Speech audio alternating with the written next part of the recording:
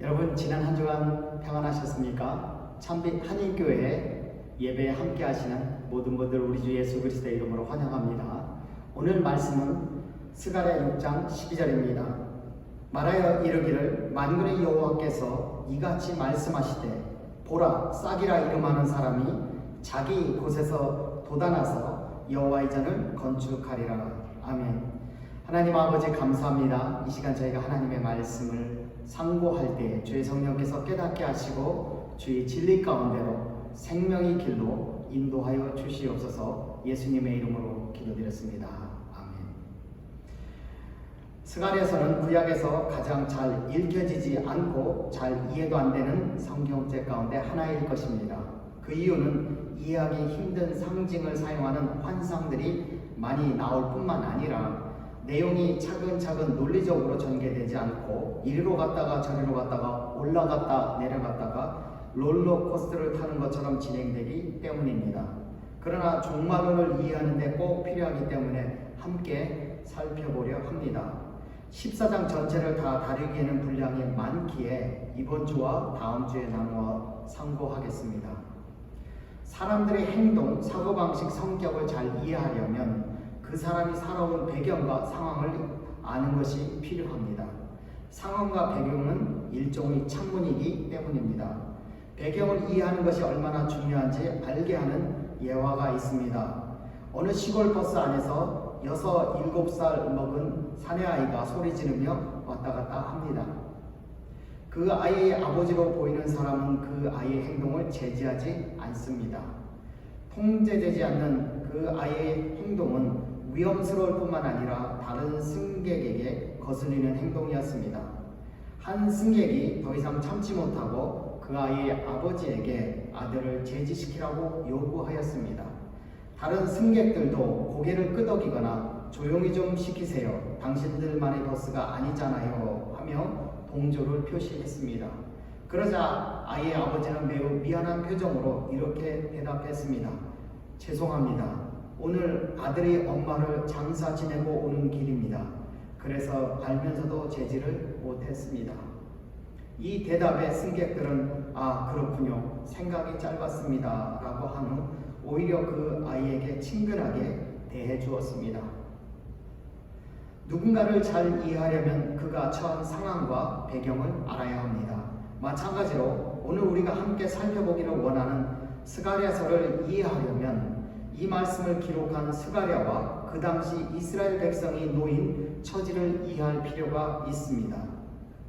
스가랴 선지자는 스가랴서의 배경과 상황을 이해할 수 있는 힌트를 1장 1절에서 제공합니다. 다리오 왕 제2년 8째 달에 여호와의 말씀이 이또의 손자 베가랴의 아들 선지자 스가랴에게 임하니라. 여기서 주목할 부분은 다리오 왕 제2년입니다. 그 이유는 이스라엘이 처한 역사적 상황에 대한 힌트를 주는 부분이기 때문입니다. 다리오 왕 제2년에 역사적으로 어떤 일이 일어났을까요? 다리오 왕 제2년은 성전 건축이 재개된 해입니다. 성전 건축이 재개되었다는 것은 성전 건축이 이미 시작되었는데 그동안 중단되었다는 것을 의미합니다. 여기서 잠깐 간단하게 성전 건축의 역사를 살펴보겠습니다. BC 539년에 바벨론이 페르시아에 멸망당하고 1년 후인 BC 538년에 페르시아의 고레스 왕이 유대인들에게 이스라엘로 귀환 명령을 내립니다. 1년 후인 BC 537년에 유대인들은 이스라엘로 귀환합니다. 1년 후인 BC 536년에 유대인들은 성전 건축을 시작합니다. 하지만 성전 건축을 시작한 그해 BC 536년에 성전 건축을 멈춥니다. 왜 중단했을까요? 첫 번째는 사마리아인들의 방해 때문이었습니다. 사마리아인은 아시리아가 북이스라엘을 멸망시킨 후 다른 민족을 데려다가 혼연 민족을 만들어 놓은 사람들입니다. 그들은 이스라엘이 포로로 끌려간 후 이스라엘 땅을 차지했습니다. 그런데 유대민족이 돌아와서 성전을 재건한 후 회복하면 기득권을 잃어버릴까봐 성전 건축을 방해한 것입니다. 또 한 가지 이유는 이스라엘의 영적 무관심과 나태입니다. 그것으로 인해 성전 건축이 방치되었습니다. 얼마 동안 중단되었을까요? 무려 16년 동안 중단됩니다. 하나님께서는 성전 건축을 재개하도록 에스라 5장 1절 2절에 의하면 학개 선지자와 스가랴 선지자를 일으키셔서 이스라엘 백성들에게 다시 성전 건축을 재개하라고 말씀하십니다.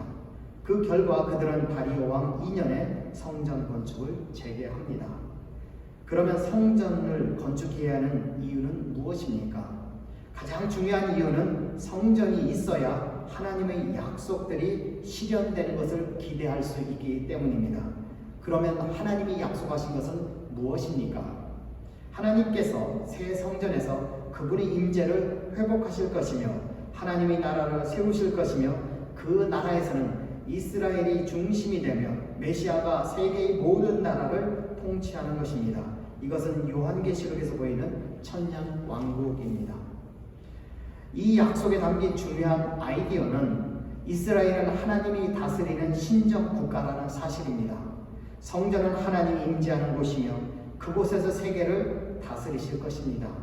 그렇게 이스라엘을 향한 약속이 이루어지기 위해서는 성전 건축이 필수적입니다. 참고로 현재 메시아를 기다리는 이스라엘 사람들과 세대주의 종말론을 따르는 사람들은 현재 이스라엘에서 제3성전이 세워지기를 고대하고 있습니다. 그러나 포로에서 돌아온 이스라엘 백성은 다른 생각을 품고 있었습니다. 하나님께서 예레미야 선지자를 통해 약속하신 대로 바벨론 포로에서 70년 만에 돌아왔지만 하나님이 약속하신 또 다른 것, 이스라엘이 중심이 되는 하나님의 나라는 세워지지 않았고 메시아의 세계 통치도 실현되지 않았습니다. 오히려 반대로 자신들은 여전히 폐허 속에서 페르시아의 속국으로 있었습니다. 상황은 더 어려워졌고 그 약속은 요원하게만 느껴졌습니다. 그러면서 이스라엘의 백성의 머릿속에는 의문이 떠오르기 시작합니다. 왜 하나님의 약속이 실현되지 않을까? 스가랴서는 이 의문에 대답을 합니다. 그 대답은 하나님의 약속이 실현되려면 성전 건축을 재개하라는 것입니다. 하나님의 새 성전을 완성하라는 것입니다.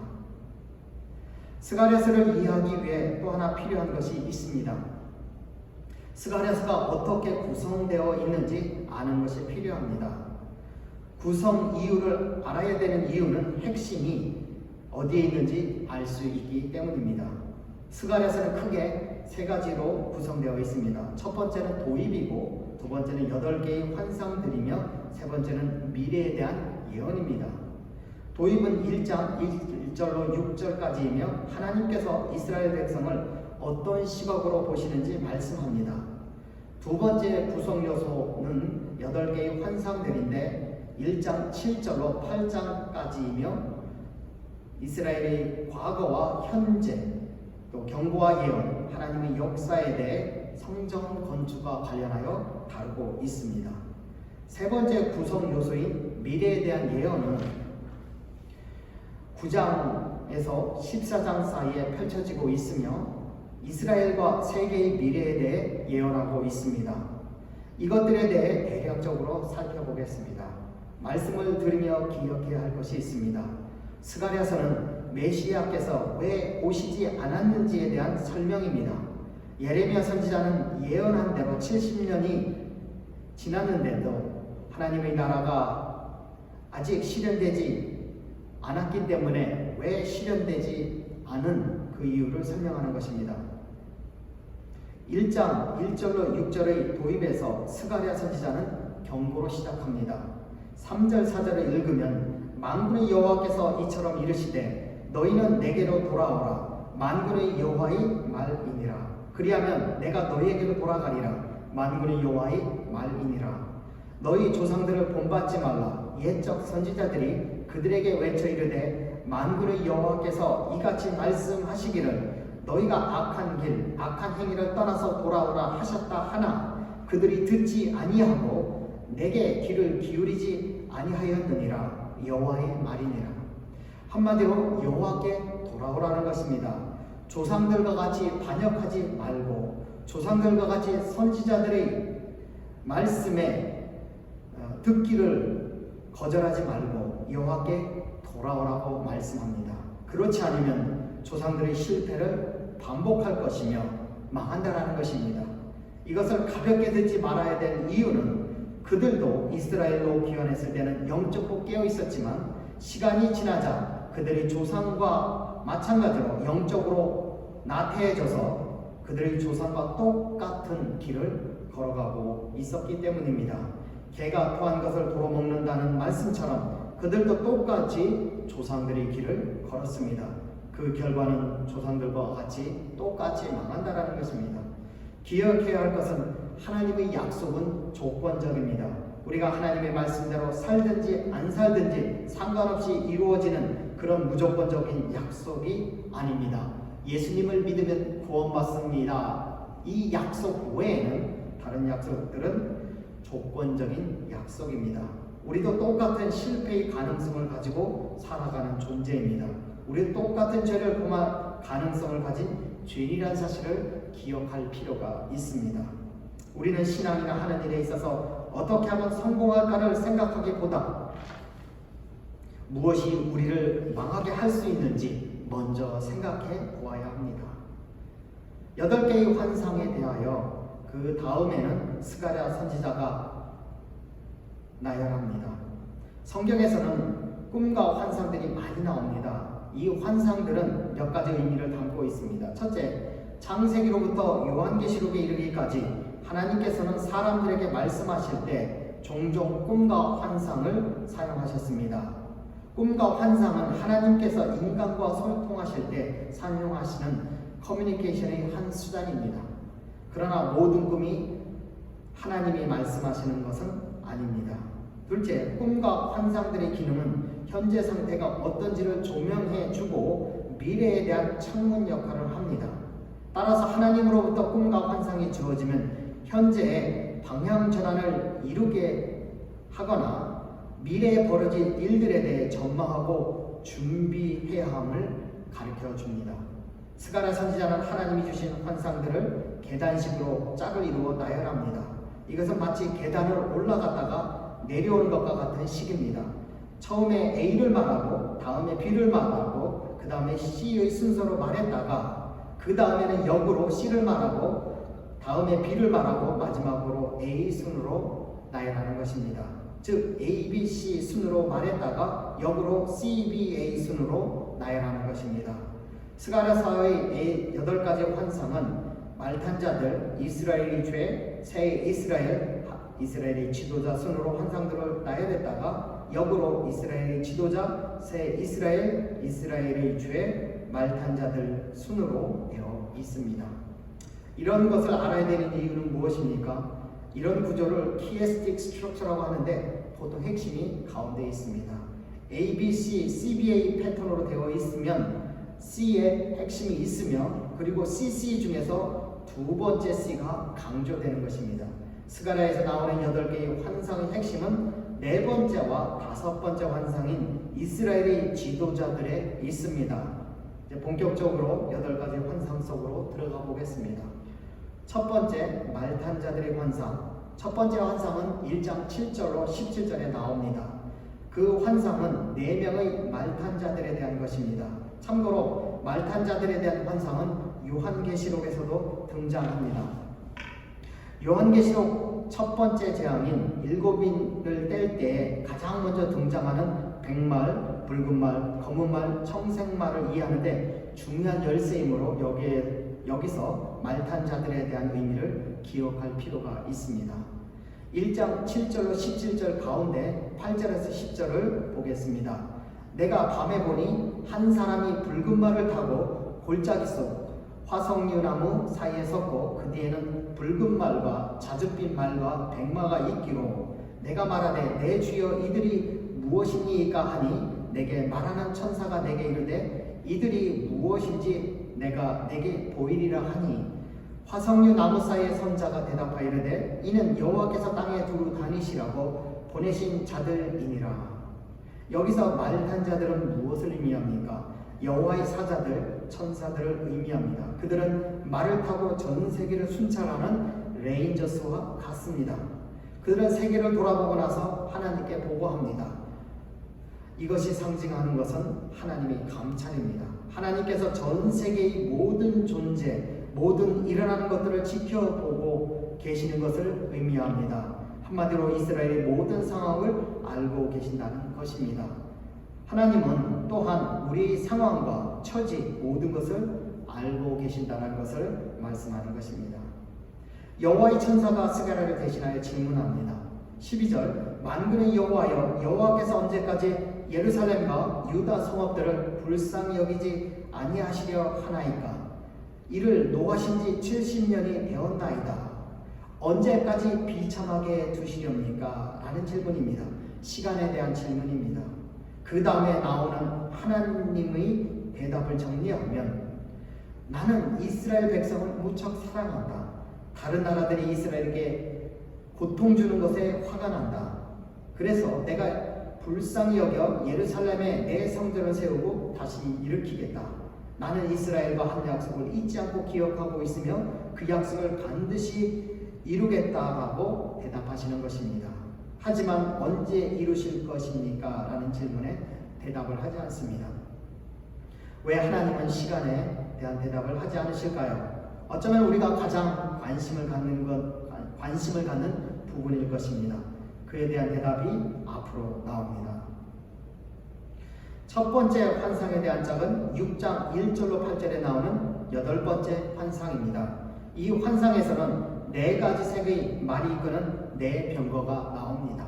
그리고 언제 하나님의 약속을 이루실 것입니까에 대한 대답을 합니다. 6장 1절로 8절 가운데 1절로 3절을 보겠습니다.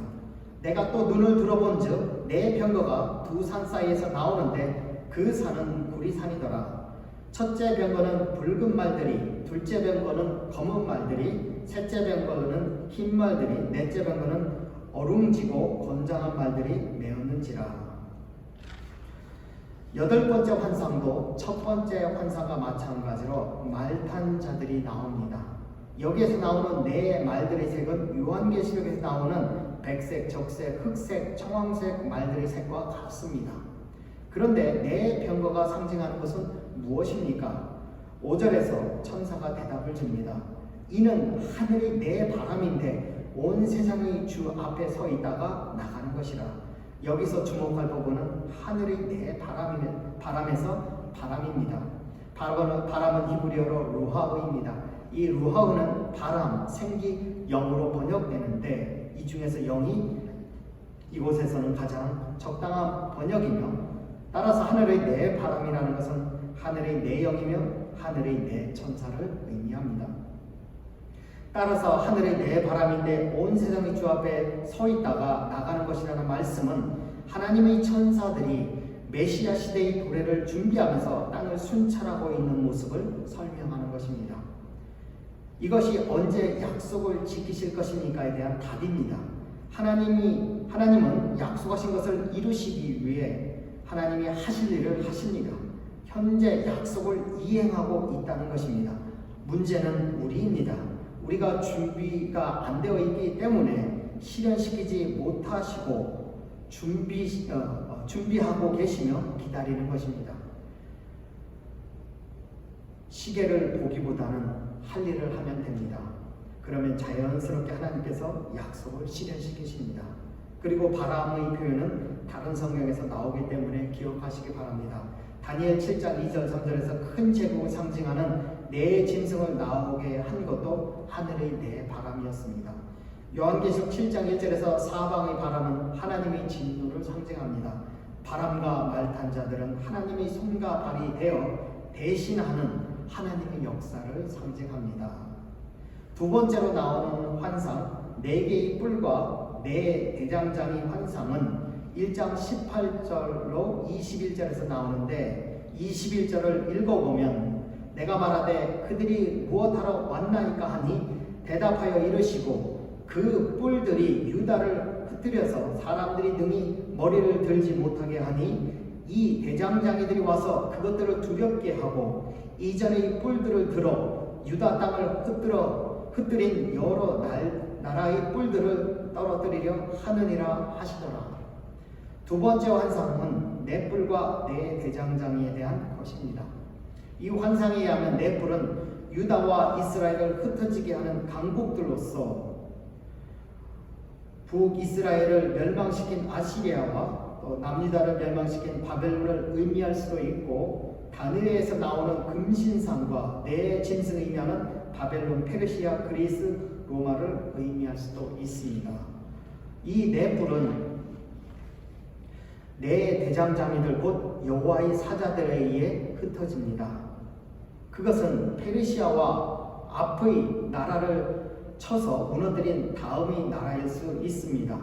대장장이가 4뿔을 무너뜨릴 수 있는 이유는 그의 손에 망치와 도끼가 들려있기 때문입니다. 따라서 두 번째 환상은 과거에 대한 고찰이기도 하며 동시에 미래에 대한 통찰이기도 합니다. 이 환상이 주는 교훈은 무엇입니까? 먼저 이 4뿔은 하나님께서 우리 범죄를 징계하시는 도구였습니다. 또한 4뿔, 4 대장장이들에서 산은 동서남북 모든 방향을 가리킵니다. 우리 원수는 사방에서 올 수 있습니다. 그러나 하나님은 사방에서 대장장이와 같은 자들을 일으키셔서 내 뿌리 고난과 원수를 무너뜨리십니다. 대장장이는 하나님께서 우리를 고난 가운데서 방치하지 않으시고 고난에서 구원하시고 약속을 성취하여 승리하게 하시는 도움의 상징이기도 합니다. 따라서 두 번째 환상은 약속이 이루어지지 않는다고 불평하지 말고 고난 가운데서 약속이 이루어질 때까지 인내하고 충성해야 됨을 가르쳐 줍니다. 두 번째 환상의 짝은 일곱 번째 환상입니다. 이 환상에는 에바 속의 여인과 학의 날개를 가진 두 여인이 나옵니다. 5장 5절로 11절 중에서 6절, 7절, 9절을 보겠습니다. 내가 묻되 이것이 무엇입니까 하니 그가 이르되 나오는 이것이 에바이니라 하시고 또 이르되 온 땅에서 그들의 모양이 이러하니라. 이 에바 가운데에는 한 여인이 앉았느니라 하니 그때에 둥근 납 한 조각이 들리더라. 내가 또 눈을 들어본즉 두 여인이 나오는데 학의 날개 같은 날개가 있고 그 날개에 바람이 있더라. 그들이 그 에바를 천지 사이에 들었기로. 이 환상에 의하면 납으로 된 뚜껑을 가진 에바가 나옵니다. 에바는 쌀을 담는 바구니입니다. 이 바구니 안에는 한 여인이 있습니다. 그녀는 이스라엘이 수세기 동안 저지른 언약에 대한 반역, 죄악을 상징합니다. 그녀는 황새의 날개를 가진 다른 두 여인들에 의해 신할 땅 바벨론으로 옮겨집니다. 이것은 이스라엘이 바벨론 포로된다는 것을 의미하며 바벨론 포로됨이 이스라엘을 정결하게 하는 하나님의 계획이었음을 나타냅니다. 두 번째 환상과 일곱 번째 환상을 비교하면 둘 다 공통적으로 바벨론 포로 생활에 대한 고찰입니다. 두 환상을 대조하면 두 번째 환상은 우리 보이는 고난 가운데서 보이지 않게 도우시는 하나님이 있다는 것을 기억하게 합니다. 따라서 우리는 약속에 대한 소망을 놓지 말고 인내해야 합니다. 일곱 번째 환상은 하나님의 약속이 이루어지기 위해서는 정결해야 함을 강조합니다. 정결은 하나님의 언약인 말씀을 잘 지키는 것입니다. 하나님의 말씀을 잘 지키는 것이 중요한 이유는 하나님의 약속은 언약을 지킨 대가이기 때문입니다. 그 다음으로 나오는 세 번째 환상은 2장 1절 5절에 나오는 측량줄을 잡은 사람의 환상입니다. 2장 1절 5절에서 1절 2절을 읽으면 내가 또 눈을 들어본즉 한 사람이 측량줄을 그의 손에 잡았기로 내가 어디로 가느냐 물은즉 그가 내게 대답하되 예루살렘을 측량하여 그 너비와 길이를 보고자 하노라 하고 말할 때에 세 번째 환상은 여호와의 영광에 의해 재건되고 보호될 예루살렘의 회복에 관한 환상입니다. 그 환상에서 한 사람이 그 도시를 재고 있습니다. 그것은 예루살렘이 재건될 것이라는 하나님의 확정된 결심을 보이는 것입니다. 하나님은 이미 시작하셨습니다. 나도 시작을 해야 됩니다. 우리도 시작을 해야 됩니다. 또 한 가지 주목할 부분은 이 예루살렘은 성곽이 없습니다. 이 예루살렘 사람들만을 위한 것이 아닙니다. 동시에 하나님을 예배하기 원하는 세계의 모든 사람들을 초대하는 곳입니다. 우리도 믿지 않는 사람들을 전도하여 하나님의 성전인 교회로 이끌어야 될 줄 믿습니다. 세 번째 환상의 짝은 여섯 번째 환상입니다. 5장 1절로 4절에 나오는 날아가는 두루마리 환상은 세 번째 환상 측량줄을 잡은 사람의 환상의 짝입니다. 5장 1절로 4절 중에서 2, 3절을 읽으면 그가 내게 묻되 내가 무엇을 보느냐 하기로 내가 대답하되 날아가는 두루마리를 보나이다. 그 길이가 20규빗이요 너비가 10규빗이니이다. 그가 내게 이르되 이는 온 땅에 내리는 저주라. 도둑질하는 자는 이쪽 글대로 끊어지고 맹세하는 자는 그 저쪽 글대로 끊어지리라. 이 환상에 의하면 예루살렘 주위를 날아가는 두루마리가 있습니다. 그 크기는 길이 약 10m, 폭은 약 5m의 크기로 도둑들과 거짓말하는 자들을 벌주는 두루마리입니다. 이것은 1차적으로 죄를 짓는 자들에 대한 하나님의 심판과 저주를 나타내지만 더 깊이 들어가면 새 예루살렘 성은 말씀에 의해 죄로부터 순결하게 정화된 곳입니다.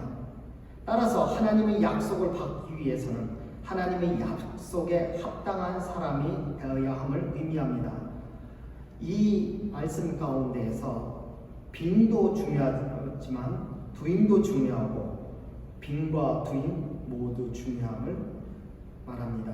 세 번째 환상과 네 번째 환상을 비교하면 세 번째 환상은 하나님께서 새 예루살렘을 재건하시는 역사를 보여주며 네 번째 환상은 그곳에 들어가기 위해서 필요한 조건, 정결을 보여줍니다.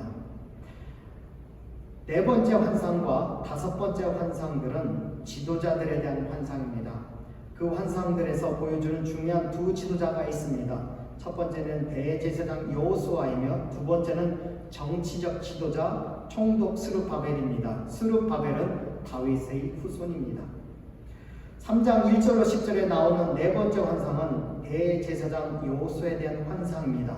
3장 1절로 10절 중에서 3절로 5절을 읽으면 여호수아가 더러운 옷을 입고 천사 앞에 서 있는지라 여호와께서 자기 앞에 선 자들에게 명령하사 그 더러운 옷을 벗기라 하시고 또 여호수아에게 이르시되 내가 내 죄악을 제거하여 버렸으니 내게 아름다운 옷을 입히리라 하시기로 내가 말하되 정결한 관을 그의 머리에 씌우소서 하며 곧 정결한 관을 그 머리에 씌우며 옷을 입히고 여호와의 천사는 곁에 섰더라. 이 환상은 대제사장 여호수아가 회복된 공동체의 신앙적 책임을 맡게 되는 스토리입니다. 이 환상에서 여호수아는 이스라엘 대표해서 더러운 옷을 입고 있습니다. 이 더러운 옷은 이스라엘이 지은 죄를 상징합니다. 하나님은 이 더러운 옷을 벗기시고 아름다운 옷을 입히시며 정결한 관을 씌웁니다. 더러운 옷이 벗겨진 것은 하나님께서 죄에 대해 용서를 베푼 것이며 아름다운 옷을 입히신 것은 의롭다고 불러주시는 칭의이며 정결한 관은 제사장 직무를 행할 때 쓰는 모자로서 사람들을 하나님께로 인도하는 사명을 행할 수 있게 되는 것입니다. 비로소 대제사장 여호수아가 의미 있는 삶을 살게 된 것입니다. 그러나 이것은 무조건적인 것이 아닙니다. 하나님은 그가 하나님과 하나님의 말씀에 신실할 때 계속 복된 삶을 살 수 있다고 말씀하십니다. 특별히 지도자들은 비전을 가지며 공동체의 죄의 문제를 다룰 수 있어야 합니다. 다섯 번째 환상은 순금 등잔대와 두 감람나무에 대한 환상입니다. 네 번째 환상에서는 여호수아에 대해서만 언급하지만 다섯 번째 환상에서는 여호수아와 스룹바벨 모두가 등장합니다. 4장 1절로 14절 중에서 2, 3절을 읽으면 그가 내게 묻되 내가 무엇을 보느냐 내가 대답하되 내가 보니 순금 등잔대가 있는데 그 위에는 기름 그릇이 있고 또 그 기름 그릇 위에 7 등잔이 있으며 그 기름 그릇 위에 있는 등잔을 위에서 7관이 있고 그 등잔대 곁에 두 감람나무가 있는데 하나는 그 기름 그릇 오른쪽에 있고 하나는 그 왼쪽에 있나이다 하고 이후 환상에서 순금 등잔대와 두 개의 감람나무가 나옵니다. 등잔대는 새롭게 된 이스라엘 연합 공동체를 상징합니다. 등잔대를 보인 후에 또 다른 것이 등장하는데 그것은 등잔대 옆에 서 있는 두 감람나무입니다. 하나는 오른쪽에 서 있고 하나는 그 왼쪽에 서서 등잔대에 기름을 공급합니다. 두 감람나무는 대제사장 여호수아와 총독 스룹바벨을 상징하며 두 감람나무가 등잔대에 기름을 공급하는 모습은 두 사람이 함께 성전을 재건하며 이스라엘에 대해 책임을 분담하고 있는 모습을 나타냅니다. 이 환상은 성전 재건에 무엇이 필요한지 말씀해 줍니다. 첫째는 하나님은 그들에게 이는 힘으로 되지 아니하며 능으로 되지 아니하고 오직 나의 영으로 되느니라 라고 말씀하십니다. 성전 재건이나 이스라엘이 새롭게 거듭나는 것을 위해 수고할 때 하나님의 성령을 의지하지 않으면 성공하지 못할 것을 경고하는 것입니다. 두 번째로 하나님의 약속을 받기 위해서는 하나님과 함께 연합하고 팀워크하는 것이 필요합니다. 전도 4장 9절 10절에서 혼자면 넘어지지만 그리고 넘어져서 다시 일어날 수 없지만 함께하면 넘어졌을 때도 일어날 수가 있고 그 후에는 상이 주어진다고 했습니다. 참고로 네 번째와 다섯 번째 환상은 여덟 번째 환상의 중심입니다. 정리하면 하나님의 약속이 실현되기 위해서는 첫째, 안 되는 길을 걷고 있는지 살펴보시기 바랍니다. 만약 하나님을 떠나 걷고 있다면 여호와께로 돌아가시기 바랍니다. 둘째, 하나님은 말탄자들, 하나님의 천사들을 보내 당신을 살피고 계시며 그분이 약속하신 것을 실현시킬 준비를 하고 계십니다. 나만 준비되면 됩니다. 셋째, 하나님의 약속을 따라 살다 보면 고난과 방해가 맷불처럼 사방에서 올 수 있습니다. 그러나 하나님은 또한 4명의 대장장이들을 보내셔서 그 고난들을 부술 것입니다. 고난 가운데에서도 킵고잉하며 하나님의 말씀을 따라 살면 어느 순간 하나님이 약속을 실현시킬 것입니다. 하나님의 약속은 인내하는 자에게 주어집니다. 넷째, 하나님의 약속을 이루는데 당신은 리더십을 발휘해야 됩니다. 수동적이지 말고 능동적이며 적극적이어야 됩니다. 리더는 전망하며 다른 사람들과 협력하는 자입니다. 협력하면 넘어질 때 일어날 수 있으며 시너지 효과도 있습니다. 이것이 하나님의 약속을 이루는데 꼭 필요한 것들입니다.